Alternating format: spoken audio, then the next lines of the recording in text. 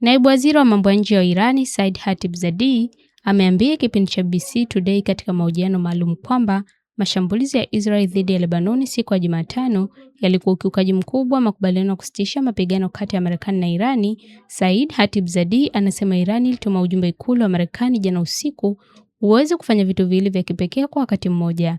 Aliongeza, huwezi kuomba kusitisha mapigano kisha ukubali masharti na sheria, ukubali maeneo yote yanayohusu kusitisha mapigano na kutaja Lebanoni, hasa Lebanoni katika hili, na kisha mshirika wako aanze mauaji ya halaiki.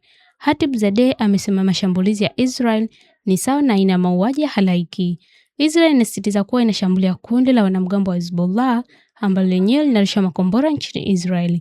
Marekani lazima ichague kati ya vita na kusitisha mapigano, waziri amesema. Katika mahojiano yake ya BBC Today, naibu waziri wa mambo ya nje ya Irani aliendelea kusema Marekani lazima ichague kama inataka vitu au amani. Hawawezi kuvipata vitu viwili kwa wakati mmoja, ni vya kipekee kwa pande zote, na hilo liko wazi kabisa. Anasema Irani inaomba kila mtu wa Mashariki ya Kati kufuata makubaliano haya, na tunatarajia Marekani kufanya hivyo hivyo na washirika wake.